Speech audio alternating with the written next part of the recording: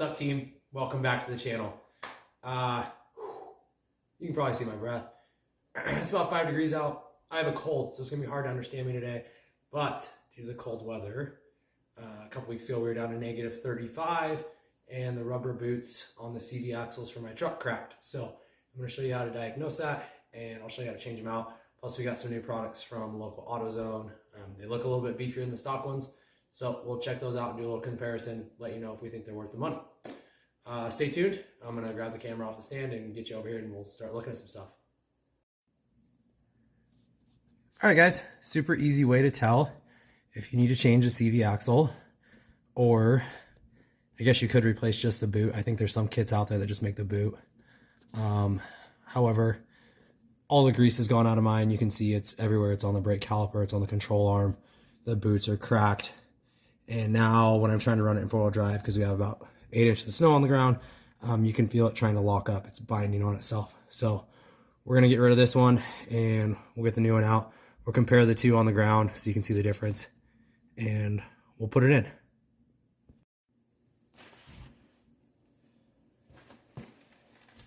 All right, step one, we wanna be able to get to the nut behind this hubcap. So we gotta take the hubcap off.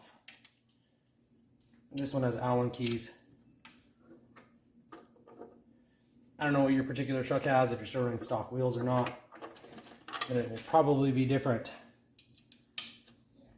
This truck is also lifted, and the way the lift kit is designed, there is a spacer between the CV axle and the stub shaft coming out of the differential. That gives you enough room that you don't have to pull the bolts off your knuckle and pull the upper and lower control arm to get your knuckle out. So all we have to do is get this nut off, and then we'll take, I believe it's 6 or 8 bolts where the CV axle hooks to the stub shaft. We'll pull those off and we should be able to pull the whole axle out. So this is going to be more specific to a lifted truck. Here's a fun thing for the day. My air compressor is also froze up, so we're going to be doing everything with either hand or electric today. And my hands are also already frozen, so double thumbs up. This should be a lot of fun.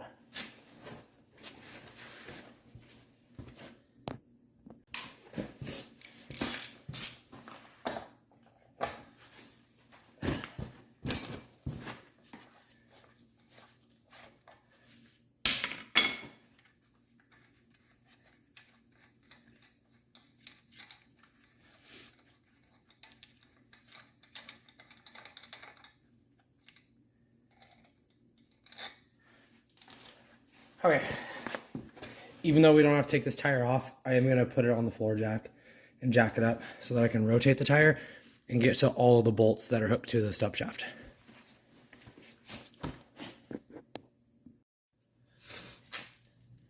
Okay guys, these bolts right here are what we're going to be taking off next. I'm going to put the truck on the jack so that we can rotate the tire. We'll spin this around and break these loose individually. There's not a lot of room for me to work underneath there with it, so I'll try and keep my big monkey hands out of the way so you can see, but also not a whole lot to go over or past. We're going to take all of these loose. This is the spacer I was talking about on a lifted truck. This is a Cognito 9-inch lift. It comes with these aluminum spacers that go between your stub shaft on your differential and your CV axle. They're probably about 1 inch thick. With that inch, it gives you enough space that you should be able to pull your CV axle out without having to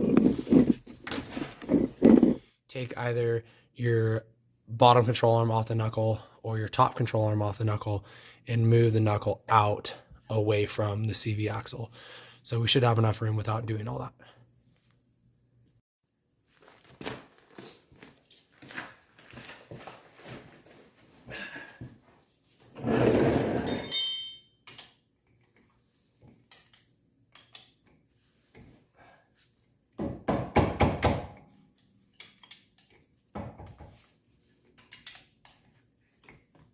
All right, guys, the bolts on mine are an 11/16 head or 17 mil.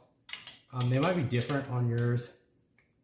I have changed all these bolts out. The lift kit actually came with Allen heads, but I thought it would be cool to try some four-wheel drive boosted launches with a big lift kit and big tires and wheels, and I broke a whole bunch of bolts.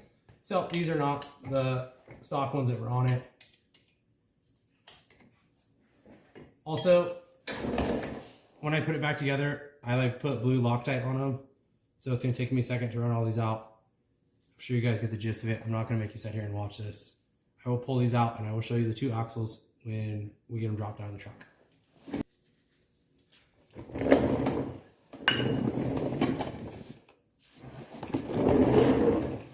Alright guys, sorry, we have a really bad backlight coming from the outside into the garage, but the truck's too long, I can't close the door. So, sorry, the image kind of sucks.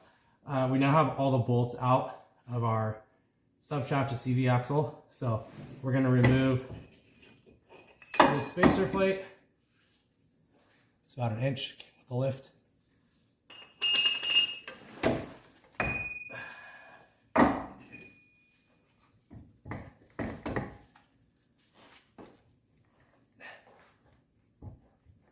We're just sliding the CV axle out of the hub.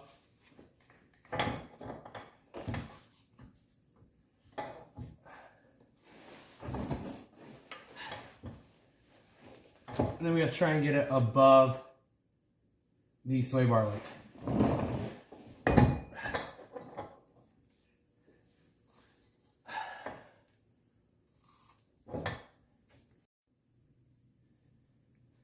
All right, guys, here's a quick comparison. The Oriely one, which I think cost me $175. The AutoZone heavy duty ones, which cost $196. These are the better Oriely's brand, whatever their top brand is, Precision or whatever it is. That's what these are, because I kept breaking their standard ones.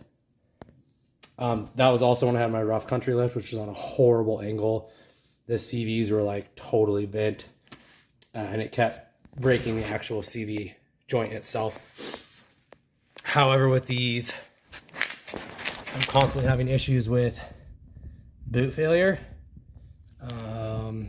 You can see this axle is a year and a half old, and the rubber is already cracking on it. And I get it, guys, we live in extreme cold weather conditions.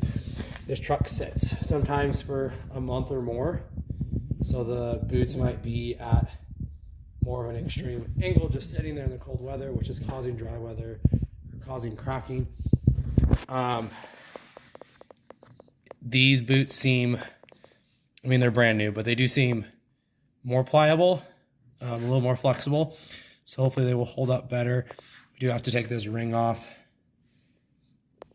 so we'll knock that off and then we'll slide this back in. I also noticed for some reason this shaft is substantially larger than that shaft and then tapers back down for the actual CV joint, but this tapers down substantially smaller versus this, although this is, I'm sure, not a solid piece. But I would say, I mean, obviously I haven't run them, guys. The quality of just new for new, because I have seen them both new. I think the AutoZone one is a higher quality. I can guarantee you that I cannot recommend that you use the Oriely's, even their Precision brand. They're like way nicer stuff out there that you're going to pay way more for. Like I say, I paid $200 for these. They're a lifetime warranty. If they break or crack, I'll take them back. But let's get it put in there and make sure it fits okay. Okay, team.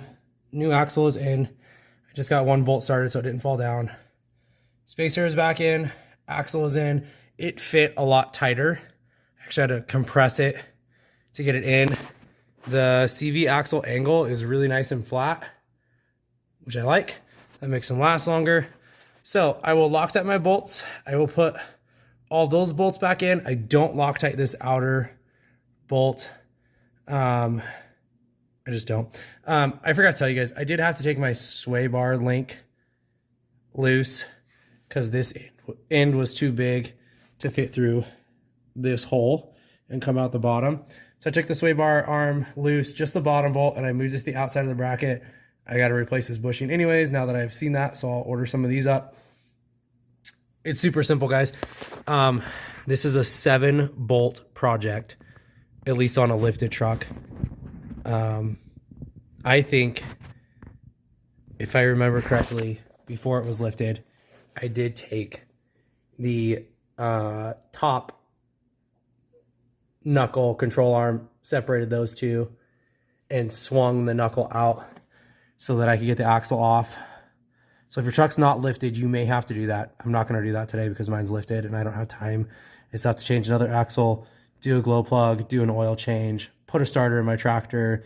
We got a whole list of stuff to do right now. So I don't have time to show you guys that today. But if you have a lifted truck, this is a 7-bolt job. You can do it yourself. It took me a few hand tools. It saved me hundreds of dollars versus taking it to a shop. You don't have to worry about the truck falling on you because it still has the tires on it. It's super relatively safe. I think it's definitely something that the normal guy with a basic toolkit could tackle. I can't tell you what the outside nut size is because they change depending on which axle you buy. So you may have to go to Harbor Freight or Lowe's or Home Depot or wherever, Napa, and buy a socket to fit that outer nut, the one on the outside of this wheel out here. Mine was 1 7/16 inches, but don't quote me on that because every axle brand, for some reason, they don't do them all the same.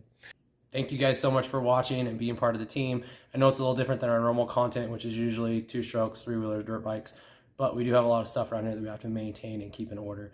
If you're interested in more truck projects, tractor projects, 3-wheelers, sawmills, dirt bikes, 4-wheelers, you name it, we're probably working on it at some point or another. So thank you guys for watching. Please subscribe if you like the channel. It keeps the channel growing. We're going to keep doing some more short how-tos like this. Today was a short one. We try to keep these how-tos short because I know if you're looking up a how-to, you're working on something. So you don't have time to sit around and watch a 2-hour video on it.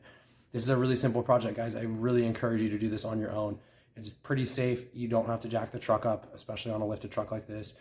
On a lifted truck, you're like 7, maybe 8 bolts to get this done. So you can do it. It's going to save you a lot of money so you can buy some high-performance parts for your truck instead of wasting all your money paying somebody else to do your job. Like, subscribe. It'll fix your algorithm. It'll fix our algorithm. Thank you guys so much for watching. Stay tuned for more cool stuff.